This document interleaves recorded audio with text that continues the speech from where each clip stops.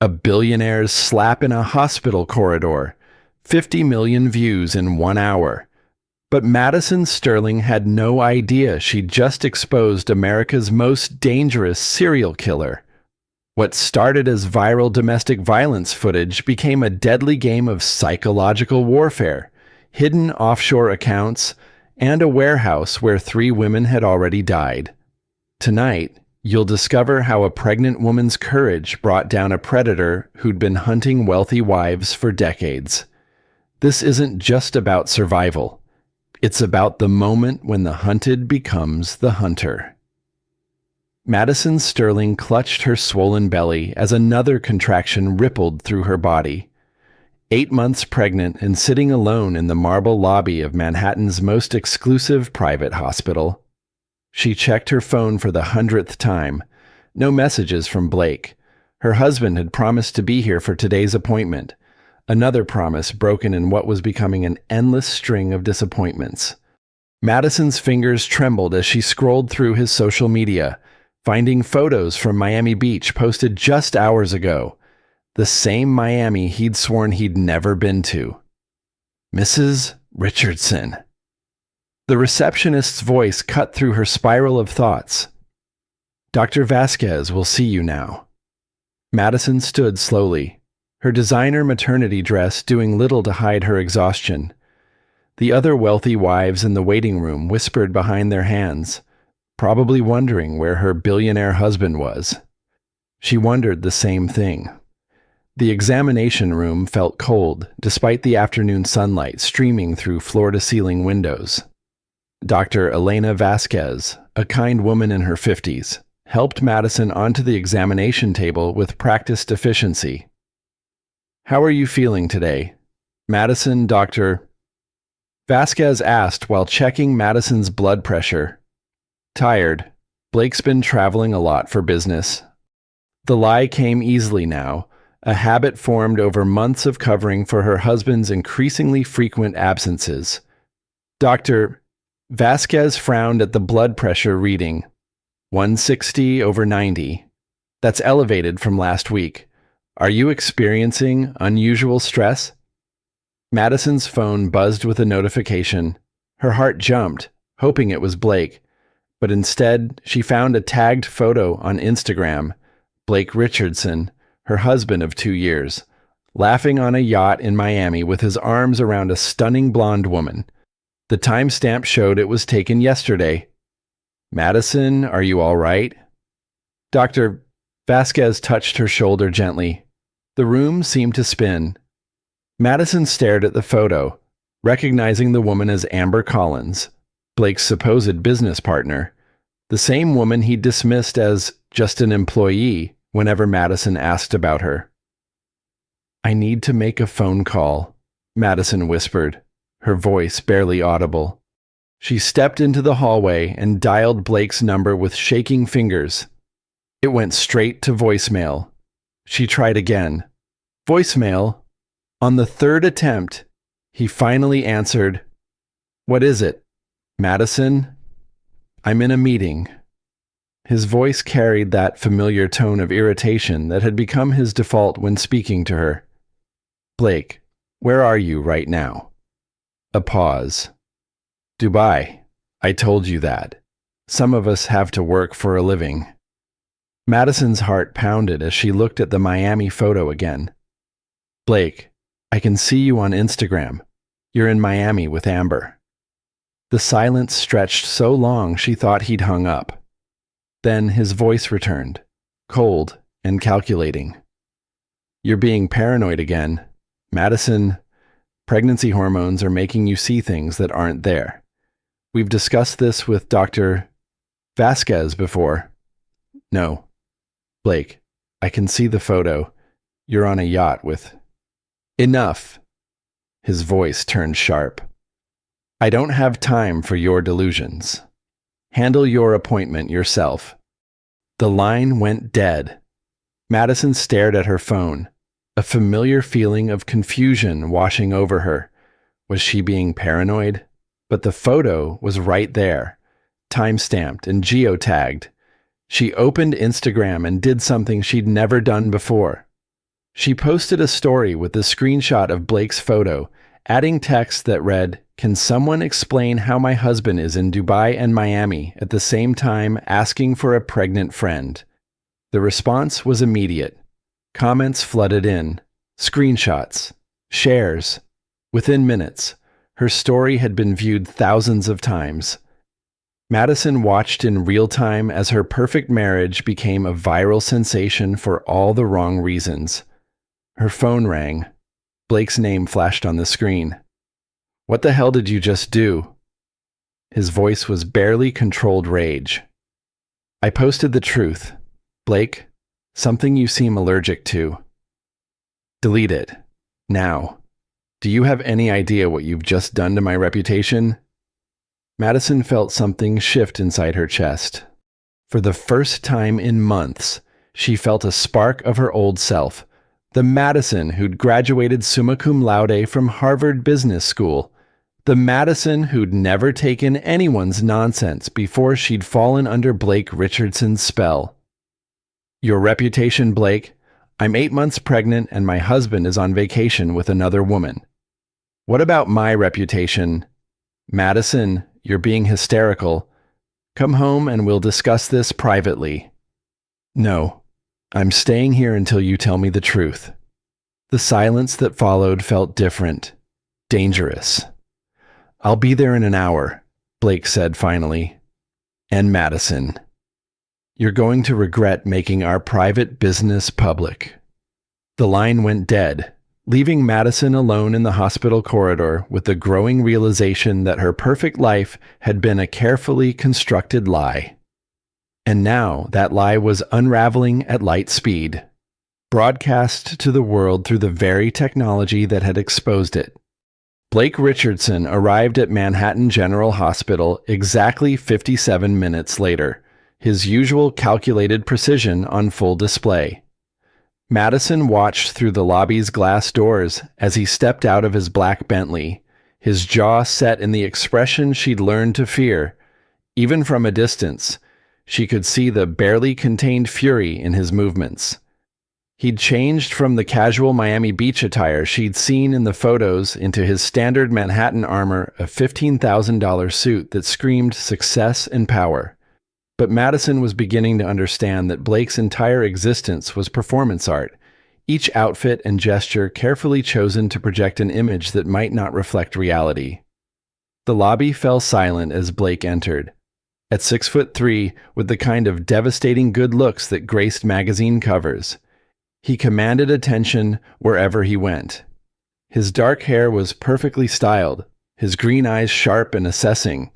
This was the man Madison had fallen in love with 2 years ago, the crypto billionaire who'd swept her off her feet with grand romantic gestures and promises of forever. "Madison?" His voice carried across the marble space, drawing stares from other patients and staff. "We need to talk." She remained seated, her hands protective over her belly. Something about his tone made every maternal instinct scream danger. "We can talk here. Blake, you seem to enjoy public displays lately." His perfect smile never wavered, but she caught the flash of something cold in his eyes. "Sweetheart, you're not thinking clearly. Pregnancy hormones can cause all sorts of irrational behavior. Dr. Vasquez has mentioned this before." The gasoline of his dismissal ignited the spark Madison had felt earlier. "Stop. Just stop lying to me. Blake, I saw the photos. I know you weren't in Dubai." Blake moved closer, his voice dropping to the intimate tone he'd once used to whisper sweet nothings. Now it felt like a threat. "You're embarrassing yourself, Madison. Think about who you're talking to." Dr. Vasquez appeared from the elevator, her expression concerned as she took in the tension radiating between them. "Mr. Richardson, I wasn't expecting you today." "Doctor." Blake's charm activated like a switch. "I apologize for the confusion. Madison's been experiencing some stress-related delusions. I think we need to discuss adjusting her medication." Madison felt the familiar psychological vertigo that came with Blake's gaslighting. He spoke with such authority, such concern, that for a moment she questioned her own memory of the Instagram photos. Madison hasn't mentioned any delusions to me, Dr. Vasquez said carefully. She seems quite lucid. Of course she does. Blake's laugh was perfectly calibrated to suggest fond exasperation with a difficult wife. She's very good at appearing normal when she wants to be. But the paranoid accusations, the social media outbursts. Surely you can see the concerning pattern. Madison's phone buzzed with notification after notification. Her Instagram story had exploded beyond her wildest imagination. Comments ranged from supportive to brutal, but the evidence was undeniable. Screenshots of Blake's location tags over the past week painted a clear picture of deception. Blake, Madison said quietly, her voice steady despite the chaos in her chest. I have a simple question. Where were you yesterday at 3 p.m.? Dubai, in meetings with potential investors. Madison held up her phone, showing the Instagram photo timestamped at exactly 3 p.m., geotagged in Miami Beach. Then explain this. For the first time since she'd known him, Blake Richardson was speechless. Madison watched emotions flicker across his face, surprise, calculation, anger, and finally something that made her blood run cold. The mask was slipping, and whatever lay underneath wasn't the man she'd married. You don't understand business, Madison, he said finally. Sometimes we have to maintain certain appearances for investors. That photo was staged for social media marketing. The explanation was so absurd that Madison almost laughed. Staged Blake. You're holding another woman on a yacht. What exactly are you marketing? I don't have to explain my business decisions to someone who's never worked a day in her life. The venom in his voice was new. Or maybe Madison was just hearing it clearly for the first time. Dr. Vasquez stepped forward. Mr. Richardson, I think we should all take a step back. Madison's blood pressure was elevated today, and this kind of stress isn't good for the baby. The baby... Blake's expression softened for a moment, and Madison felt a flicker of hope. Maybe the man she'd fallen in love with was still in there somewhere. Then his hand moved faster than thought, striking her cheek with enough force to snap her head to the side. The sound echoed through the lobby like a gunshot. Time seemed to freeze. Madison touched her stinging face, feeling the heat of the handprint blooming across her skin. Around them, phones appeared in the hands of shocked onlookers. The assault had been captured from multiple angles, ensuring it would live forever in digital infamy. Don't you ever embarrass me like that again, Blake hissed, his beautiful face twisted with ugly rage. Dr. Vasquez was already moving, her medical training overriding shock. Security, I need security in the lobby now. Madison stared at her husband, seeing him clearly for perhaps the first time in their entire relationship. The charming billionaire was gone, replaced by someone who could strike his pregnant wife in a room full of witnesses without a second thought. Blake, she whispered, what have you done? He straightened his tie with the same casual precision he used for everything else, as if assault was just another business transaction. I've reminded you of your place, Madison. You're my wife, my property, and you'll do as you're told. Security guards appeared, their presence shifting the power dynamic immediately. Blake's expression cycled through surprise, indignation, and finally cold calculation as he realized the magnitude of his mistake. There's been a misunderstanding, he announced to the crowd, his voice carrying the authority of wealth and influence. My wife is having pregnancy-related mental health issues. I was trying to calm her down. But the phones were already uploading. The hashtags were already trending. And Madison Sterling Richardson was about to become the most famous abused wife in America, whether she wanted to be or not.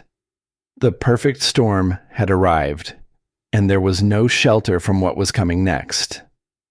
Within 30 minutes of Blake's assault, Madison Sterling Richardson became the most talked about woman in America. The hashtag #CheerMadisonStrong trended globally as the hospital lobby footage spread across every social media platform. The image of a wealthy, powerful man striking his pregnant wife had touched a nerve that transcended all boundaries. Madison sat in Dr. Vasquez's office, pressing an ice pack to her swollen cheek while watching her life become public property in real time. Her phone buzzed relentlessly with notifications as her private nightmare transformed into global entertainment. "The footage is everywhere," Dr. Vasquez said gently, setting down her phone after fielding calls from hospital administrators. "Are you ready to call your father?" Madison's father, Robert Sterling, was the CEO of Sterling Technologies. She'd been estranged from him since marrying Blake, a distance that had grown as Blake systematically isolated her from family and friends. Now she realized that isolation hadn't been accidental. "He won't want to hear from me," Madison said weakly. "I chose Blake over his advice." "Madison, no parent wants to be right about their child being in danger." The call connected before the second ring. "Madison, sweetheart, are you safe?" Robert Sterling's voice carried relief and barely controlled fury. "Daddy!" The word came out broken, carrying 2 years of suppressed longing. "I think I made a terrible mistake." "Where are you right now?" "Manhattan, General. Blake hit me. Daddy. In front of everyone." The silence felt dangerous.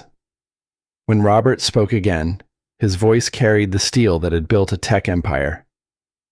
"I'm sending a car. You're coming home. I can't just leave. Blake will. What hit you again, Madison? I've been watching his business dealings for months. There are things you need to know about your husband." Before Madison could ask what he meant, commotion erupted outside. Blake's voice demanding to see his wife, deploying his considerable charm on security staff. "He's here," Madison whispered into the phone, terror rising. "Stay where you are. Don't go anywhere with him. The car will be there in 10 minutes. Blake's voice grew louder, closer. Madison could hear him explaining that his mentally unstable wife needed his help and protection. Dr. Vasquez moved to the door, her hand on the lock. "You don't have to see him. I need to hear what he has to say. I need to understand what I married." When Blake entered, he looked like a man who'd realized the scope of his miscalculation. His perfect composure was cracked, revealing something desperate underneath. "Madison, baby, I'm so sorry." His voice carried apparent remorse, but Madison caught the calculation behind his eyes. "The stress of business, the pressure. I lost control. It'll never happen again." "What business?" "Blake." Madison's question was quiet but sharp. "Because according to the internet, you don't actually have any legitimate operations. You have a crypto wallet and convincing social media." Blake's face cycled through expressions before landing on wounded innocence. "You're listening to internet conspiracy theories, Madison. You know me. Do I because the man I married wouldn't lie about where he was, wouldn't hit his pregnant wife, wouldn't have affairs with employees who may not even exist. Amber is real, and she's just business." "Stop." The word came out with surprising force. "Just stop lying to me. Blake, I know about the fake Dubai trip. I know about Miami. I know you've been transferring money out of our joint accounts." Blake's expression shifted to something Madison had never seen before. Cold, calculating, dangerous. "You've been checking our accounts. That's very concerning behavior. Combined with the paranoid delusions, The public outbursts, "I think we need professional help for you." The gaslighting was so smooth that Madison felt her reality wobble. Then her phone buzzed. "Car is outside. Come now. I'm leaving." Blake, "No, you're not." His voice carried absolute certainty. "You're my wife. You're carrying my child. You're not going anywhere." Dr. Vasquez stepped forward. "Mr. Richardson, your wife is free to leave whenever she chooses." Blake's laugh was genuinely amused. "Doctor, I think you misunderstood what happened. Madison had a stress-related episode. I was trying to calm her down. She struck her face on the wall during her confusion." The audacity took Madison's breath away. She stared at her husband, finally understanding she'd never known him at all. "There's video, Blake, from multiple angles. The whole world saw you hit me." Video can be deceiving, especially when viewed by people who want to see drama. Blake's smile was confident. "My lawyers are already working on damage control. By tomorrow, this will be yesterday's news." Madison felt something crystallize inside her chest, cold clarity she hadn't experienced in months. She was looking at a predator who'd been playing a long game, and she'd been the mark from the beginning. "Goodbye, Blake. Madison, if you walk out that door, you'll regret it." She turned back to look at him one last time, memorizing the face of the man who destroyed her trust in love. "Blake, you just hit your pregnant wife in front of 50 witnesses and threatened her on camera. I think you're the one who's going to have regrets." As Madison walked toward the elevator, Blake's voice rose behind her, his usual control tactics failing. For the first time in their marriage, Blake Richardson wasn't getting his way. And Madison was about to discover that when men like Blake don't get their way, they become very dangerous indeed. Madison's childhood bedroom felt like a museum of who she used to be. Harvard diplomas, business awards, photos with friends who'd gradually disappeared after Blake's subtle campaign to isolate her. She sat on her old bed, watching her life become a global phenomenon she never wanted. The assault video had been viewed over 50 million times. Or Madison Strong trended in 17 countries. Cable news panels dissected every frame. Madison Sterling Richardson had become a symbol, whether she wanted to be or not. "The media response has been overwhelmingly supportive," her father said, settling into the chair across from her. Robert Sterling looked older than his 55 years. "Your story is resonating worldwide." "It's not a story, Dad. It's my life falling apart in high definition." Robert's phone buzzed. He frowned at the screen. "Madison, we need to talk about Blake's finances. I've had investigators looking into his dealings." Before Madison could respond, her phone rang. Blake's name appeared, and despite everything, her stomach clenched with familiar anxiety. "Don't answer," Robert said firmly. But Madison was already swiping to accept. She needed to hear his voice, to understand what came next. "Madison, thank God." Blake's voice carried relief and apparent concern. "Baby, I've been going crazy thinking about you and our child. Are you safe?" The whiplash was stunning. Gone was the cold predator from the hospital. This was the Blake who'd swept her off her feet. "I'm safe, Blake, from you." "Madison, please. There are things you don't understand. About my business. About threats I've been receiving.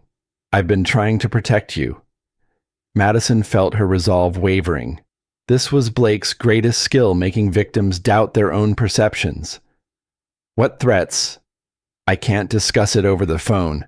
But Madison, if you stay away from me, you're in real danger. So is our baby." Robert was shaking his head violently, but Madison found herself listening. "Meet me tonight. 1 hour to explain everything. If you still want to leave, I'll help you. I'll give you everything for the divorce.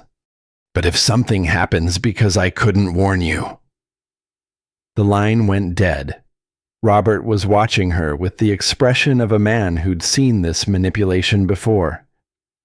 "He's lying," Robert said quietly. "Everything that man has told you has been a lie." "But what if he's not?" Robert pulled out his phone, showing her documents on the screen. "Blake Richardson doesn't exist. His real name is Billy Robertson, and he's been running financial scams for over a decade." Madison felt the world tilt. "That's impossible. I've seen his business records, all fake, elaborate constructions designed to make him appear legitimate while he drains accounts of wealthy women he targets and marries." The words hit like physical blows. She thought about their joint accounts, her trust fund that Blake had convinced her to let him manage. "How much?" she whispered. Robert's expression answered before his words. "Everything, sweetheart." Madison's phone buzzed. "Madison, I'm releasing medical documentation about your mental health issues to protect our child. I'm sorry it's come to this." She stared at the message until Robert's phone started ringing. He answered and listened for 30 seconds before his face went pale.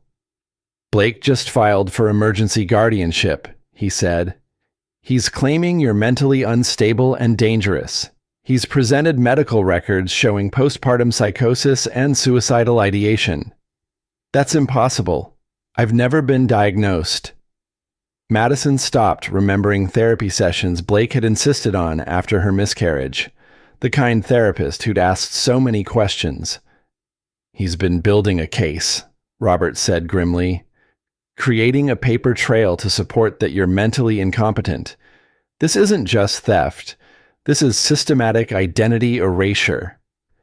Madison felt something break inside her chest, her faith in her own judgment, her ability to trust her perceptions.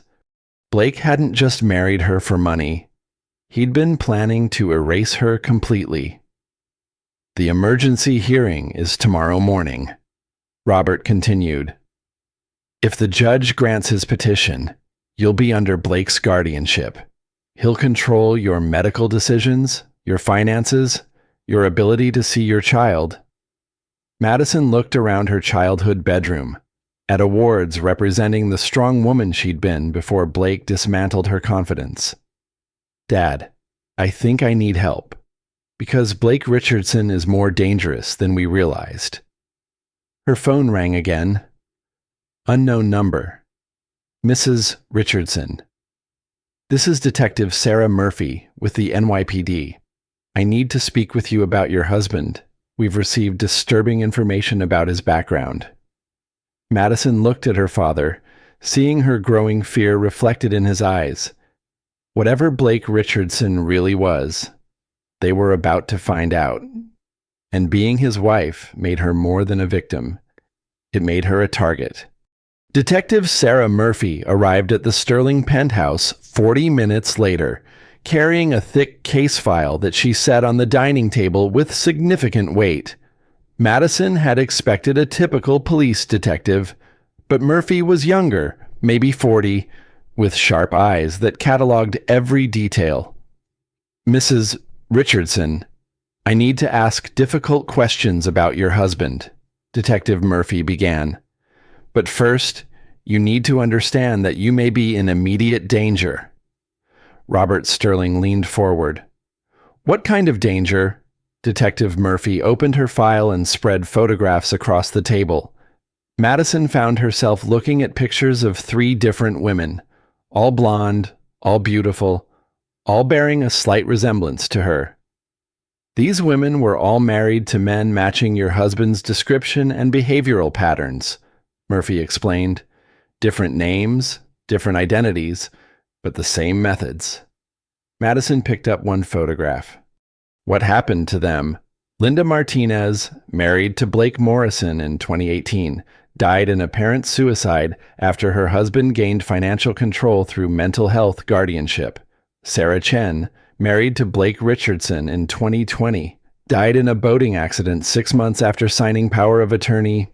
Jessica Walsh, married to Blake Roberts last year, currently missing. The room went silent except for Madison's increasingly rapid breathing. She stared at the photographs, seeing herself in each woman's eyes.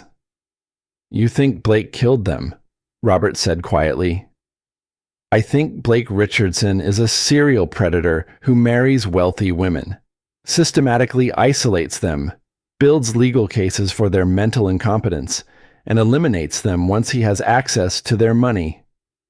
Madison felt the baby kick strongly. "But I'm still alive." Why Detective Murphy pulled out more documents. "Because you're worth more alive than dead. Temporarily. Your trust fund has clauses requiring your continued existence to access the principal, but those clauses expire when your child turns 1. The implication hit Madison like a physical blow. Blake wasn't just planning to steal her money and take her child. He was planning to keep her alive just long enough to access her full inheritance. "This is insane," Madison whispered. "People don't do things like this." "People like Blake Richardson absolutely do," Detective Murphy said grimly. "He's a sophisticated sociopath, highly intelligent, completely without empathy, extremely skilled at manipulation and long-term planning." Robert's phone rang. He answered with his usual sterling, but his expression quickly shifted to alarm. "That was your lawyer. Blake's emergency guardianship petition has been fast-tracked. The hearing is in 2 hours. And Madison, he's claiming you've been threatening to kill yourself and the baby?" Detective Murphy was already reaching for her phone. "That's impossible. Fast-tracking requires evidence of immediate danger." "He has recordings," Robert continued. "Audio of Madison supposedly threatening suicide. Hospital records showing severe depression and psychotic episodes. A psychiatrist willing to testify that she's having a complete mental breakdown." Madison felt reality fracturing. "Those recordings don't exist. I've never threatened suicide." "Modern technology makes creating convincing audio recordings very easy," Detective Murphy said. "If Blake has been planning this for months, he could have manufactured a complete mental health history." Madison stood abruptly, pacing to the window overlooking Central Park. Below, she could see protesters holding Madison's strong signs, hundreds of people supporting a woman they'd never met. "They have no idea," Madison said quietly. "All those people supporting me. They think this is simple domestic violence. They don't know they're watching a serial killer's final act." Detective Murphy joined her at the window. "Mrs. Richardson, in the past 6 months, has Blake given you anything to drink or eat that made you feel strange afterward? Any unexplained confusion or memory loss?" Madison turned to stare at the detective. "Why would you ask that?" "Because if Blake has been drugging you periodically, he could have recorded you during altered states, made you say things you don't remember, created evidence of mental instability while you were chemically compromised. The question unlocked suppressed memories. The chamomile tea Blake insisted on making every night. Waking up disoriented with memory gaps. Notes in her handwriting she didn't remember making. "Oh God," Madison whispered. "He's been drugging me. For months." Robert's face went white. "Madison, if he has recordings of you under the influence, then he has everything he needs to convince a judge I'm dangerously unstable," Madison finished. "And once he has guardianship..." Detective Murphy was moving toward the door. "We need to get you out of here. Now.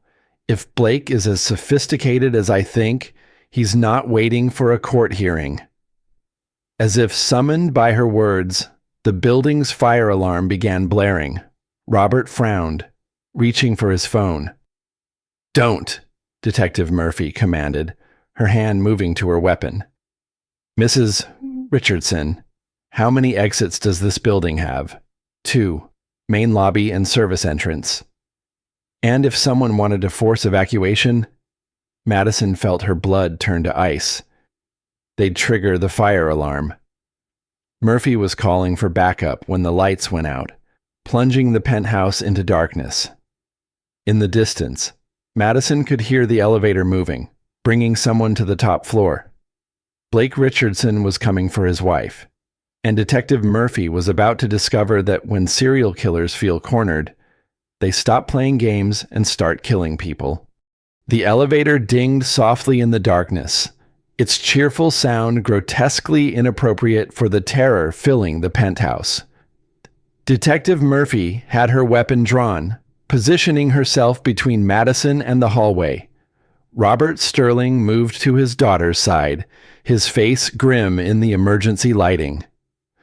"Stay behind me," Murphy whispered. "No matter what happens." The footsteps in the hallway were unhurried, confident. Madison could hear Blake's voice, casual and conversational, as if arriving for dinner rather than whatever this actually was. "Madison, sweetheart, I know you're scared, but I'm here to help. We need to discuss what's best for you and our baby." Detective Murphy motioned for silence. Speaking into her radio in code, Madison didn't understand. Where was backup? Blake appeared at the living room's edge, no longer bothering with his charming mask. He looked like what he truly was, a predator interrupted during a hunt. But he wasn't alone. Dr. Elena Vasquez stepped out from behind him, her kind face apologetic but resolute. "Madison, honey, I'm here to help. You've been having a severe mental health crisis, and Blake is very worried." The betrayal hit Madison like a physical blow. Dr. Vasquez, who delivered her baby, supported her through the hospital assault, seemed to genuinely care. Dr. Madison's voice came out broken. "Madison, your recent behavior has been very concerning," Dr. Vasquez continued, her medical authority lending weight to every word. "The paranoid delusions, public outbursts, obsessing over Blake's normal business activities. You need immediate psychiatric intervention." Detective Murphy kept her weapon trained on Blake, but uncertainty crept into her expression. Dr. Vasquez was a respected physician, her word carrying significant credibility. "Detective Murphy," Blake said pleasantly, "I appreciate your concern, but this is a family matter. My wife is having a severe mental health episode, and her doctor agrees she needs immediate treatment." "Stay where you are," Murphy commanded, but her voice lacked earlier certainty. Blake smiled, pulling out his phone and playing an audio recording. Madison's own voice filled the room, slurred and strange. "I can't do this anymore. Blake, I can't live like this. Maybe the baby and I would be better off dead." Madison stared in horror.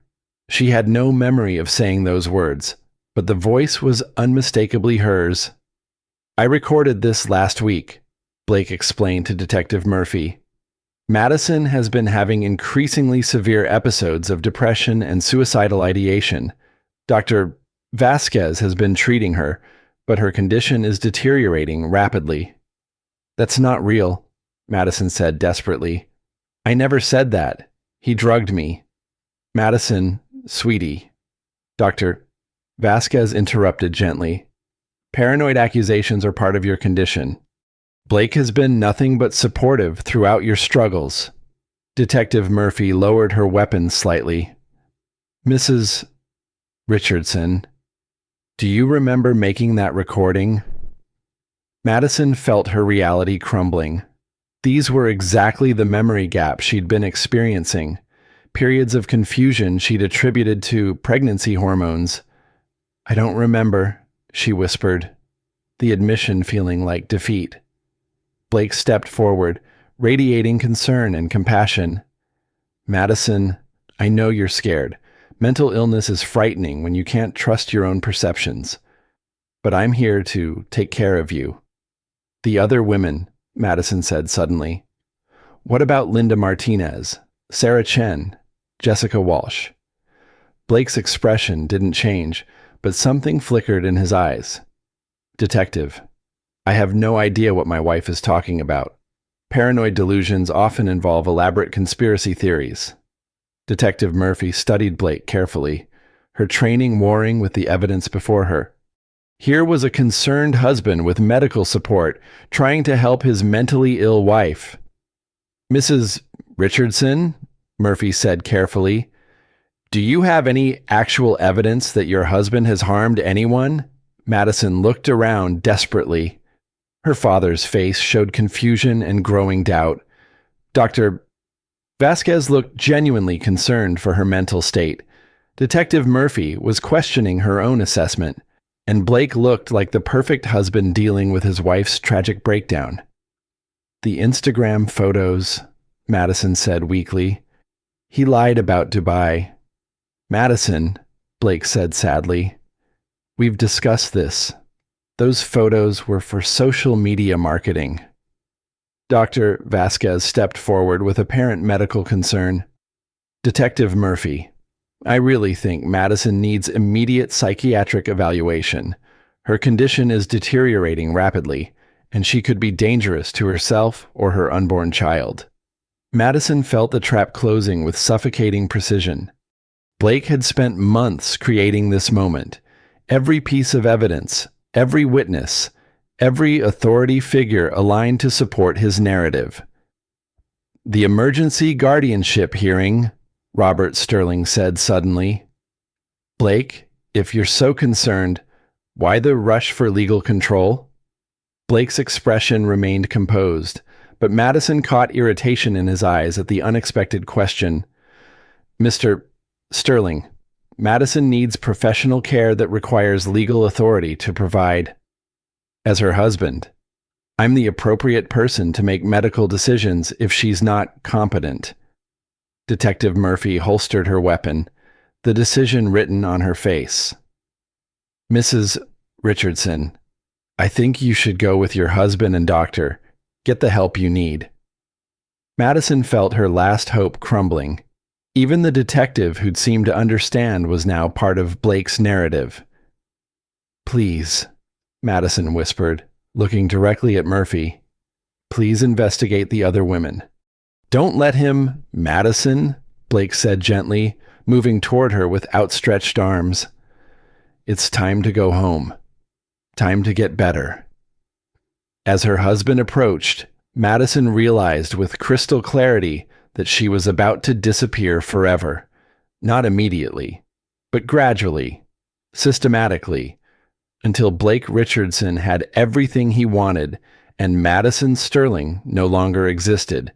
The perfect crime, executed with medical and legal authority, in full view of everyone who should have protected her, unless she could find a way to save herself in the next 60 seconds. Madison found herself in Blake's Bentley 30 minutes later, Dr. Vasquez beside her with the calm authority of medical intervention. Detective Murphy followed in her own car, a small comfort Madison clung to as they drove through Manhattan toward what Blake claimed was a private psychiatric facility. The facility was a converted warehouse in Queens, isolated and surrounded by chain-link fencing. Madison's maternal instincts screamed danger as they pulled through gates that closed automatically behind them. This doesn't look like a hospital, Madison said, her voice steady despite rising terror. It's a specialized treatment center, Dr. Vasquez explained smoothly. Very private, very discreet, perfect for someone in your position. Blake parked near a loading dock rather than any visible entrance. Detective Murphy pulled up beside them, exiting her car with obvious suspicion. Mr. Richardson, Murphy called out, this doesn't look like any medical facility I've seen. Blake's smile never wavered. Detective, this is a highly specialized private clinic treating patients who require absolute discretion. Dr. Vasquez was already opening Madison's door. Madison, let's get you inside where you can rest while we assess your condition. Madison stepped out slowly, her pregnant belly making movement awkward. She noted the lack of medical signage, emergency vehicles, or any indicators this was a legitimate facility. "Where's the staff?" she asked. "Waiting inside," Blake replied, moving to her side. Detective Murphy studied the building with growing unease. "Mr. Richardson, I'd like to see facility identification. Verification this is licensed." Blake's expression flickered with annoyance before the concerned husband mask returned. "Of course, Detective. Once we're inside." As they approached what appeared to be a service entrance, Madison noticed fresh tire tracks and what looked like recent disturbance where something heavy had been dragged. The door opened before they reached it, revealing a man in scrubs who looked more like security than medical staff. His smile was professional, but his eyes were cold. "Mrs. Richardson," he said warmly. "I'm David, part of your care team. Dr. Vasquez has briefed us on your condition." They entered what should have been a reception area but looked like an empty office with minimal furniture and no visible medical equipment. Madison's nursing background recognized immediately that nothing suggested legitimate medical care. "Where's the nursing station patient rooms?" "Upstairs," David replied smoothly. "This is just intake." Blake guided her toward an elevator, his touch now feeling possessive and threatening. The elevator had been modified with what looked like restraint points built into the walls. "I'm not getting in there," Madison said firmly. Stepping back, Dr. Vasquez moved closer, her voice taking on the authoritative tone Madison remembered from emergencies. "Madison, you're having an anxiety attack. This irrational fear indicates how much you need treatment." Detective Murphy was studying the elevator with obvious suspicion. "Mr. Richardson, that elevator has been modified. Those look like restraint points." Blake's composure cracked slightly. "Detective, this facility treats patients with severe conditions. Safety modifications are standard." For pregnant women having mental health episodes, before anyone could respond, the lights went out, plunging the space into darkness. In the chaos, Madison heard a weapon being drawn, voices shouting contradictory commands, and rapid footsteps across concrete. When emergency lighting kicked in 30 seconds later, Detective Murphy was unconscious on the ground. David stood over her with a taser, while Blake and Dr. Vasquez flanked Madison. "I'm sorry you had to see that," Blake said, his voice completely different now, cold, efficient, devoid of pretense. But Detective Murphy was becoming problematic. Madison stared at the unconscious detective, understanding that this had been planned in extensive detail. "You're going to kill her." "Eventually," Blake replied matter-of-factly. "But first, we need to complete your treatment. You're going to have a tragic psychiatric break tonight. You're going to harm yourself and your baby in postpartum psychosis. Sad, but not uncommon." Dr. Vasquez was preparing a syringe with practiced efficiency. The beauty is that it's completely believable. Your social media breakdown, the public assault, paranoid accusations, it all supports a woman spiraling into dangerous mental illness. Madison looked around the empty space, understanding this wasn't a medical facility at all. It was a killing floor, designed for her murder and probably his previous wives.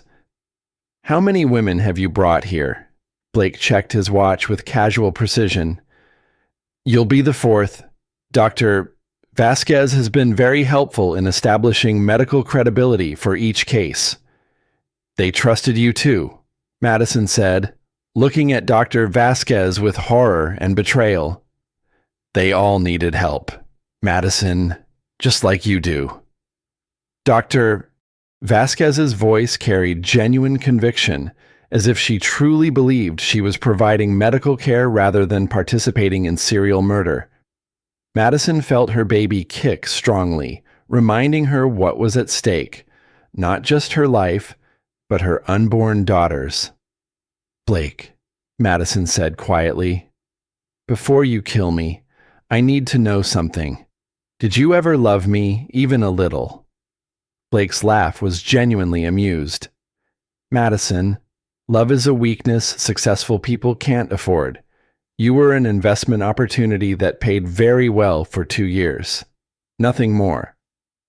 The casual cruelty triggered something deep in Madison's chest, not despair, but fury, pure, protective, maternal rage at the man who'd stolen 2 years of her life and was now planning to steal everything else.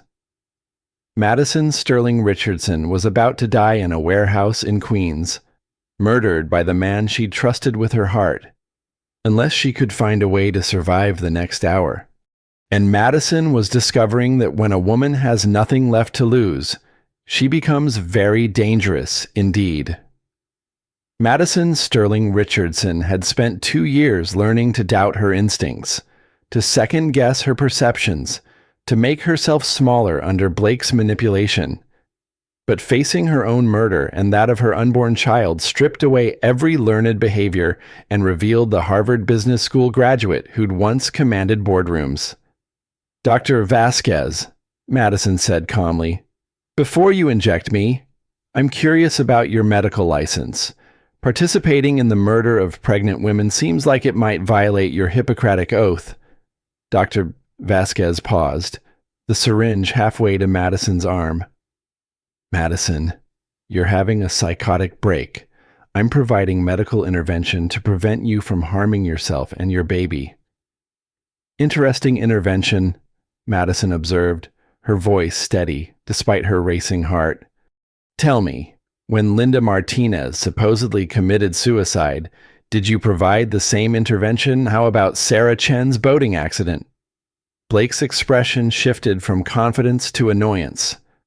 Madison, you're stalling. Dr. Vasquez, proceed. But Madison had found her leverage in the doctor's hesitation. Dr. Vasquez, you know I'm right. You know this isn't medical treatment. What did he threaten you with? What's he holding over you that makes participating in murder seem better?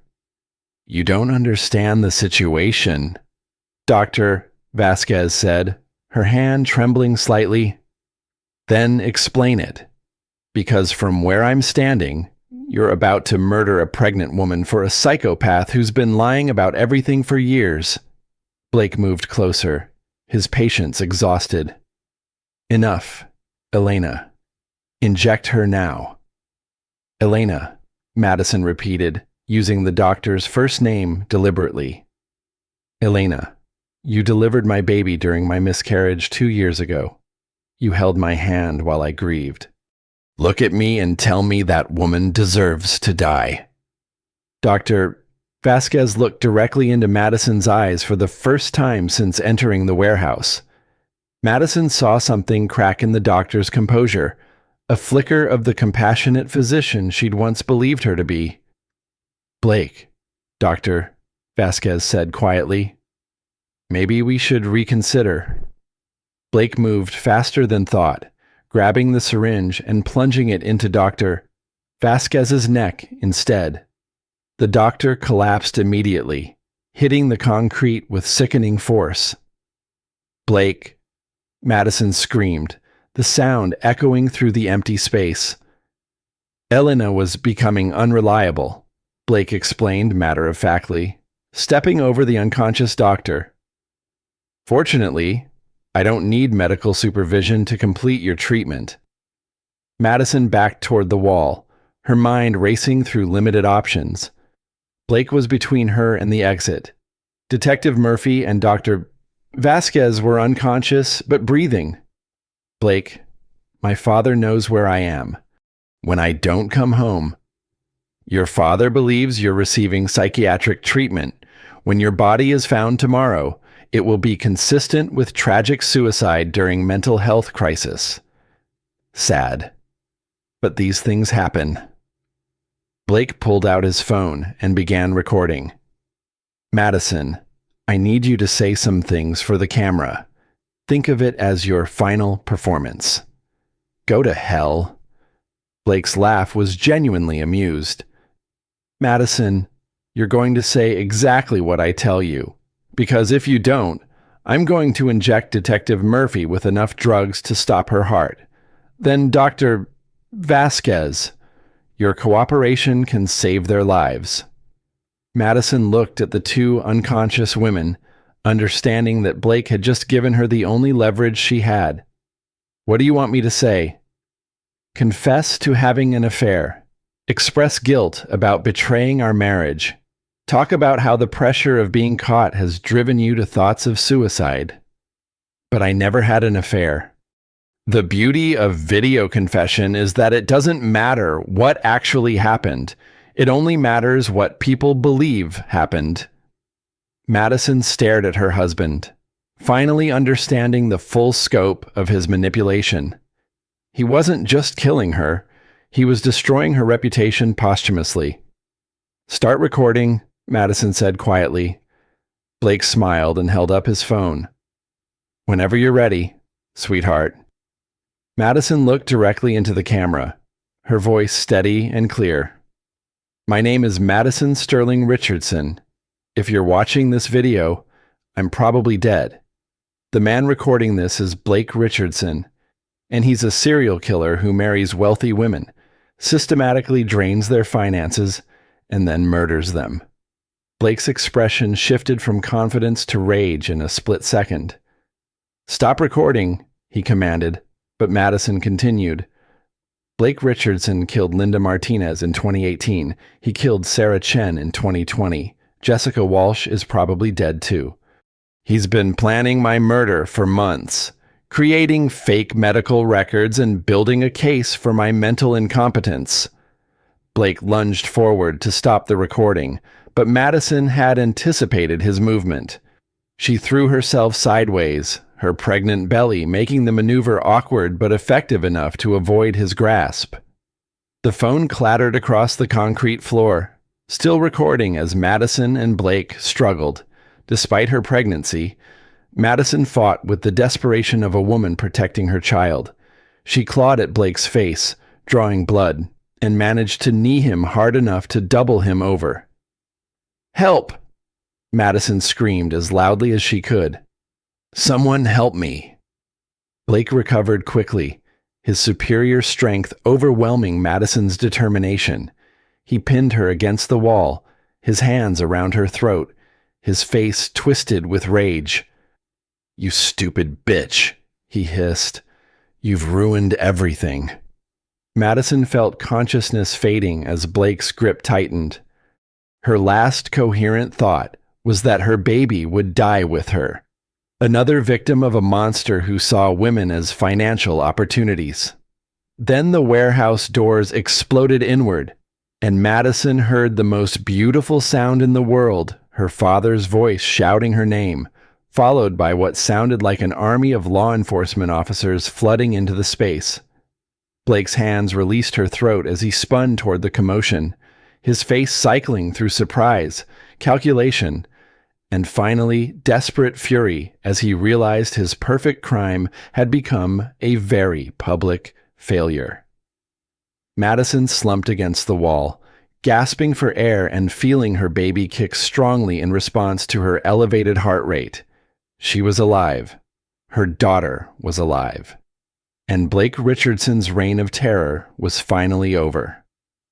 The warehouse transformed into a crime scene within minutes as FBI agents, NYPD officers, and paramedics swarmed the space.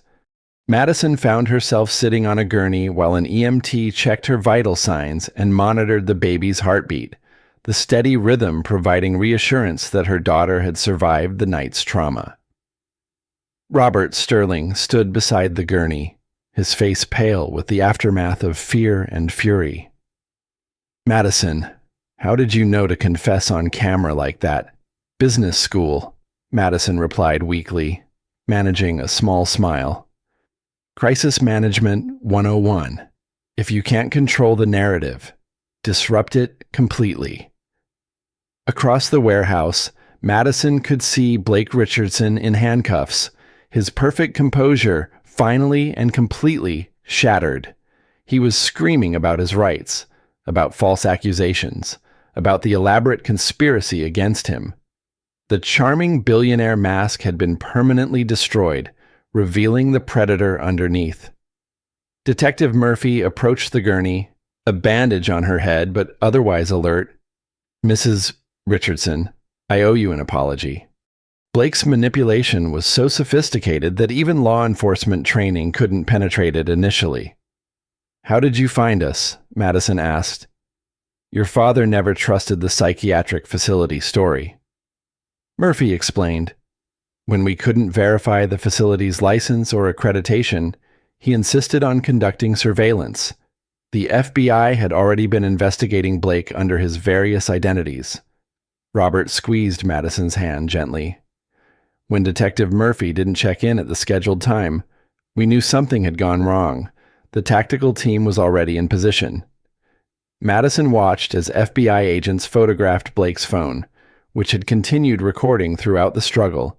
Her unplanned confession video had captured not just Blake's identity as a serial killer, but the attempted murder itself. "The video evidence is comprehensive," Detective Murphy continued. "Blake's confession, the attempted murder, everything. Combined with the evidence we've gathered about his previous victims, he'll never see freedom again." Dr. Vasquez was being loaded onto a separate gurney, conscious but groggy from whatever Blake had injected her with. She looked at Madison with an expression of profound shame and confusion. "Doctor," Madison called out as the gurney passed, "what did he have on you?" "Doctor." Vasquez stopped the paramedics with a weak gesture. "My daughter," she whispered. "Blake said he would kill my daughter if I didn't help him. I thought I was protecting her." Madison felt a stab of understanding for the doctor's impossible position. Blake's manipulation extended far beyond his wives. He'd created a network of complicit victims who believed they had no choice but to participate in his crimes. "Where is your daughter now?" "Safe," Detective Murphy interjected. "We found her this afternoon. She was never actually in danger." But Blake had convinced Dr. Vasquez otherwise through elaborate fake evidence. As the paramedics prepared to transport Madison to a real hospital for observation, FBI agent Jennifer Walsh approached the gurney. Madison recognized the name immediately from Detective Murphy's files. "Agent Walsh, are you related to Jessica Walsh?" The agent's expression was grim but satisfied. "Jessica was my sister. We've been tracking Blake Richardson for 8 months, trying to build a case strong enough to ensure he could never hurt another woman. I'm so sorry about Jessica." "Jessica would be proud of what you did tonight," Agent Walsh replied. "Your video confession and survival have given us everything we need to close cases in 4 states and potentially save dozens of future victims." Madison felt the weight of that responsibility settling on her shoulders. She'd become more than just a survivor. She'd become the key witness in one of the most significant serial killer cases in recent history.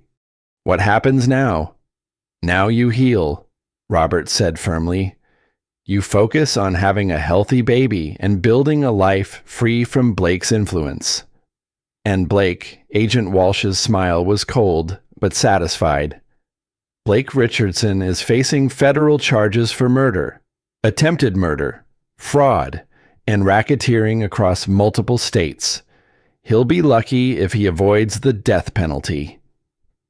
As the ambulance doors closed and Madison was transported toward Manhattan General Hospital, she allowed herself to feel something she hadn't experienced in months: hope, not just for survival, but for a future where her daughter would grow up safe from the kind of predator who had nearly destroyed them both. The viral hashtag #IsMadisonStrong had taken on new meaning.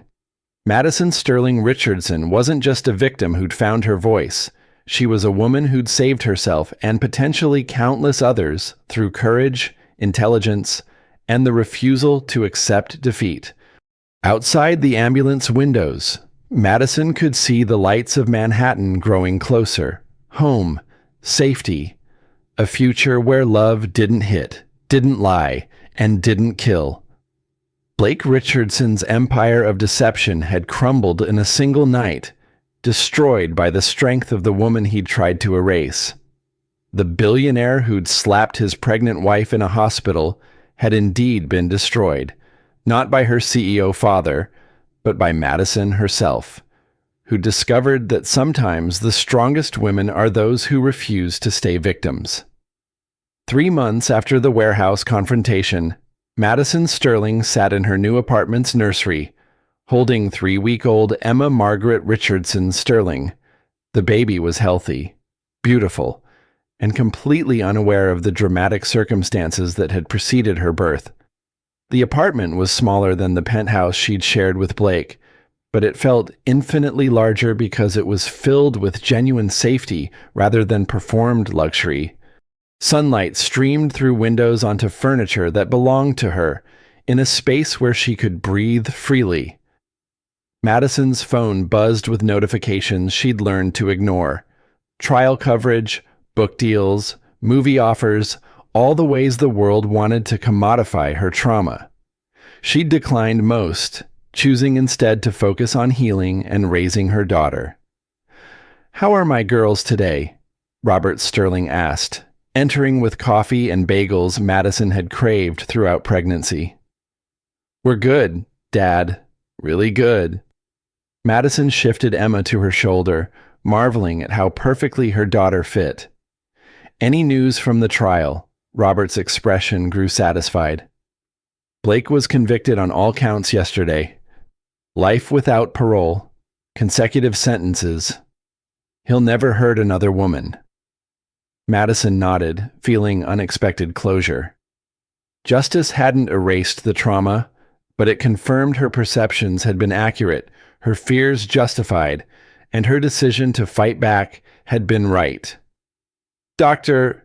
Vasquez sent another letter," Robert continued. "She's been accepted into a victim services program and is testifying in cases involving medical professionals coerced into criminal activity." Madison had forgiven Dr. Vasquez months ago, understanding that Blake's manipulation extended beyond romantic relationships. The doctor's participation had been coerced through threats against her family. "What about Detective Murphy? Promoted to head the new domestic violence task force, your case has become a training example for recognizing sophisticated psychological manipulation in law enforcement." Madison smiled, glad something positive had emerged. The viral nature of her story had sparked conversations about financial abuse, psychological manipulation, and how wealthy predators could exploit legal and medical systems. Emma stirred, making soft sounds that filled Madison with wonder. This tiny person had survived everything Blake had put them through, arriving healthy despite the trauma. "Have you decided about the foundation?" Robert asked gently.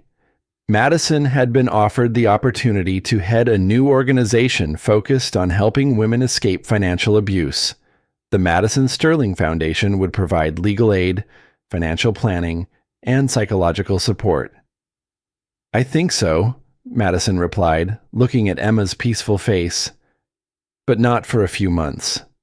I want to be present for her first months, to give her the stability I didn't have during pregnancy. Your mother would be proud of both decisions."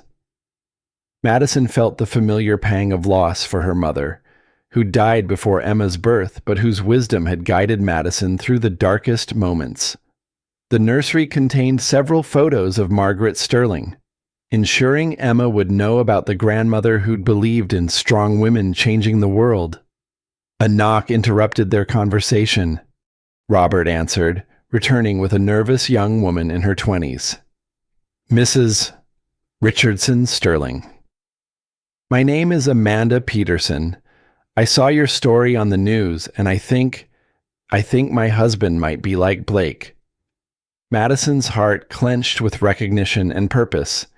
This was why she'd survived, why she'd fought back, why she'd refused to let Blake's narrative define her story. Not just for herself and Emma, but for all the women still trapped in situations they didn't recognize as dangerous.